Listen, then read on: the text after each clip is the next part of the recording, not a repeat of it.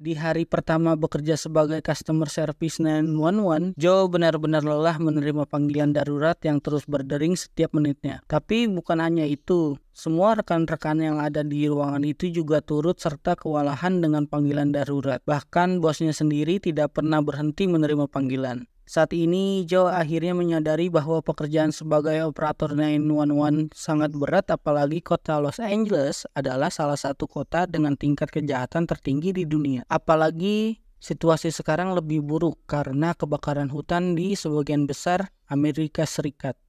Semua orang di ruangan itu terlalu sibuk bahkan untuk sekedar menyeduh kopi.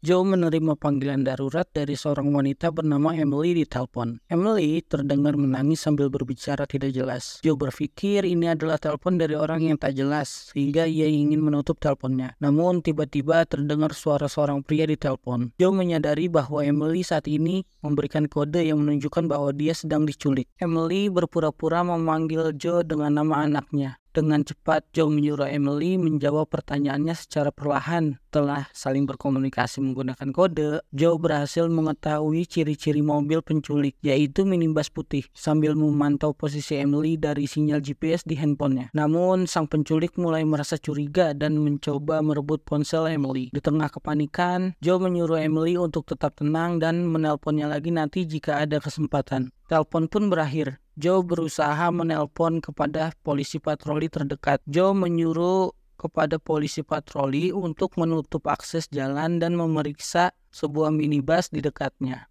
Namun sayang, polisi tersebut menolak karena sedang menangani kebakaran dan tidak mungkin untuk melakukan evakuasi dan menutup jalan, apalagi harus mengecek setiap bis hanya untuk menyelamatkan satu orang saja. Polisi patrol meminta Joe untuk mencari tahu berapa nomor plat mobil minibus tersebut agar polisi lebih mudah untuk menemukannya. Joe mengatakan bahwa panggilannya telah berakhir dan dia tetap memohon kepada polisi patrol untuk tetap mencari sesuai dengan yang ia katakan. Kemudian dia mencoba untuk mencari tahu tentang Emily. Lalu dia menemukan informasi, alamat, serta nomor telepon rumah Emily dari data polisi. Namun ketika dihubungi, yang mengangkat telepon tersebut adalah anak Emily yang berusia 5 tahun bernama Abby. Abby yang ketakutan memberitahu Joe bahwa sebelumnya ayahnya Henry datang ke rumah membawa pisau dan memaksa ibunya masuk ke dalam mobil meninggalkan Abby bersama dengan adiknya Oliver. Abby juga mengatakan bahwa sekarang Oliver sedang tidur di kamar mandi. Mendengar cerita Abby, Joe mendapatkan semua data Henry di komputer, mulai dari alamat, nomor telepon, nomor plat mobil, dan catatan kriminal Henry yang sudah beberapa kali keluar masuk penjara. Karena takut mengganggu layanan yang lainnya, Joe memutuskan untuk pindah kamar, kemudian mencoba meminta kepada atasannya di kantor polisi untuk membantu Emily. Namun,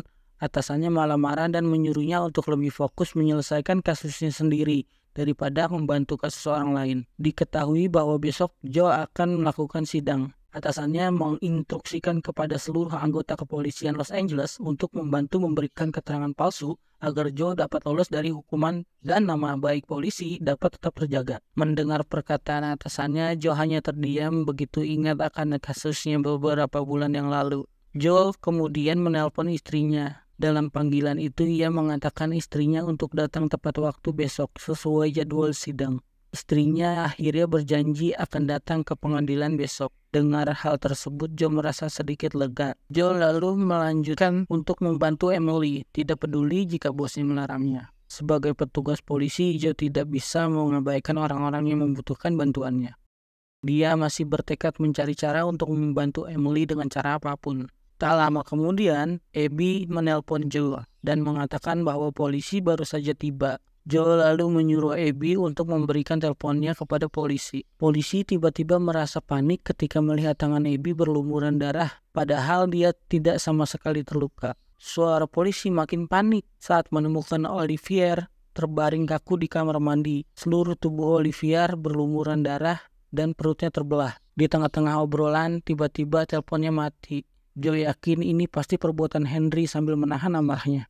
Joe menghubungi nomor Henry dengan ponselnya sendiri. Di panggilan itu, Joe mengaku sebagai petugas polisi. Joe mengatakan bahwa sudah mengetahui semua hal yang dilakukan oleh Henry terhadap istrinya dan anak-anaknya. Merasa terpojok, Henry tidak bisa berkata apa-apa. Joe yang semakin emosi berkata bahwa hukum penjara saja tidak akan cukup untuk pembunuh sepertimu. Dia bersumpah jika dia menangkapnya maka dia akan langsung mengeksekusi Henry. Setelah mengucapkan kalimat itu, dia menutup teleponnya. Kemudian Joe menelpon rekannya di kantor bernama Rick. Dalam panggilan telepon tersebut terdengar suara Rick yang sedang tertawa. Joe sudah yakin bahwa Rick mungkin sedang mabuk. Joe lalu mengatakan kepada Rick untuk tidak meminum alkohol terlalu banyak karena besok Rick harus datang untuk bersaksi di pengadilan. Sebenarnya Rick tidak mau untuk memberikan keterangan palsu, namun Joe mengatakan bahwa semuanya akan baik-baik saja. Joe juga berjanji setelah kasusnya selesai dia tidak akan menimbulkan masalah lagi untuk Rick.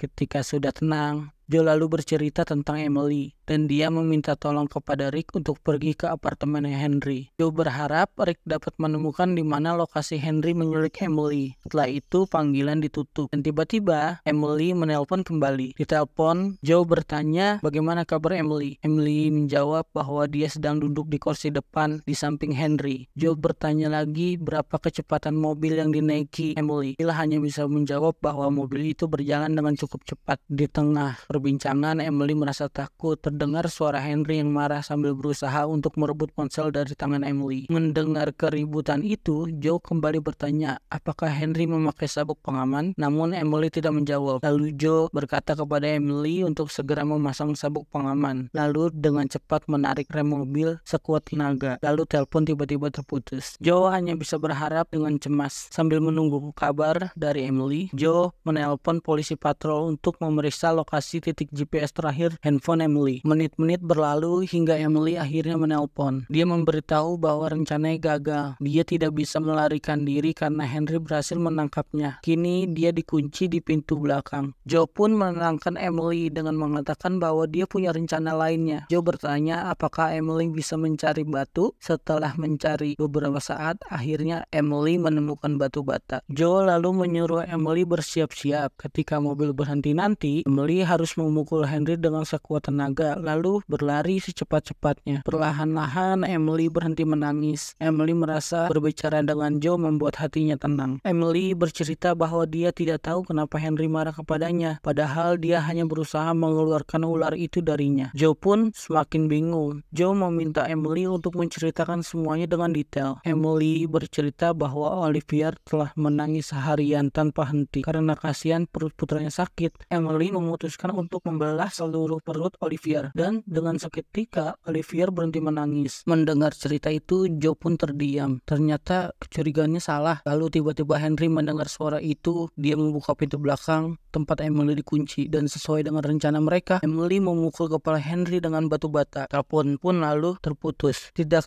begitu lama, Rick menelpon dan mengatakan bahwa dia telah menemukan petunjuk setelah menggeledah rumahnya Henry. Rick menemukan tagihan dari rumah sakit jiwa atas nama istri Henry, Emily. Joe begitu kaget hingga gemetar. Joe lalu menelpon Henry. Henry terdengar sangat sakitan. Henry bercerita bahwa Emily sudah berlari jauh saat ini. Henry juga terluka sangat parah dan kepalanya bercucuran darah. Henry menceritakan yang sebenarnya terjadi kepada Joe. Tujuan Henry membawa Emily adalah untuk kembali ke rumah sakit jiwa. Henry hanya bertekad untuk melindungi anak-anaknya meskipun di sisi lain ia telah bercerai. Henry masih mencintai Emily. Ia khawatir jika polisi mengetahui tindakan Emily, dia akan ditangkap. Lalu telepon pun ditutup. Joe merasa ini semua adalah salahnya. Kalau saja dia tidak membantu Emily kabur, jika saja dia tidak ikut campur dalam urusan rumah tangga orang lain, mungkin kejadiannya tidak akan terjadi seperti ini. Tak lama kemudian, Emily menelpon lagi. Dia bercerita bahwa dia sedang berada di jembatan layang.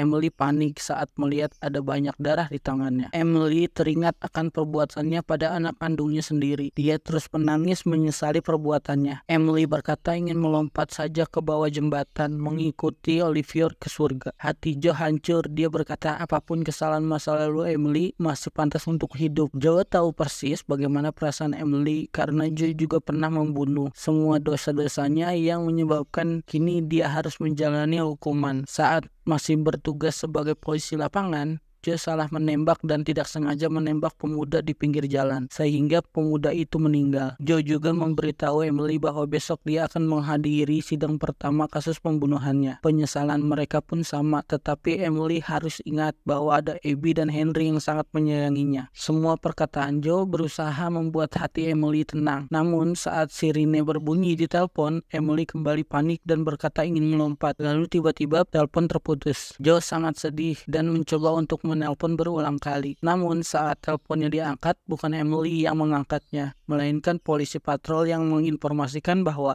mereka berhasil menyelamatkan Emily sebelum melompat. Joe yang mendengar kabar tersebut menangis terseduh-seduh kegirangan. Beberapa menit kemudian bosnya datang dan memberitahu bahwa anak kedua Emily, yaitu Olivier, telah diselamatkan dan saat ini sedang dirawat di rumah sakit. Joe hanya bisa terdiam lega, lalu pergi ke kamar mandi. Kejadian ini menyadarkan Joe bahwa kasus Emily adalah sebuah cerminan dirinya. Dia dengan mudahnya menasehati orang lain, sedangkan dia sendiri berusaha mengubur dosanya dan lari dari tanggung jawabnya. Joe memutuskan untuk berani menghadapi kenyataan meski harus dipenjara, dipecat, atau mencoreng nama baik polisi. Joe tidak akan lari lagi. Joe kemudian menghubungi para saksi satu persatu di pengadilan besok dan meminta mereka bersaksi dengan jujur.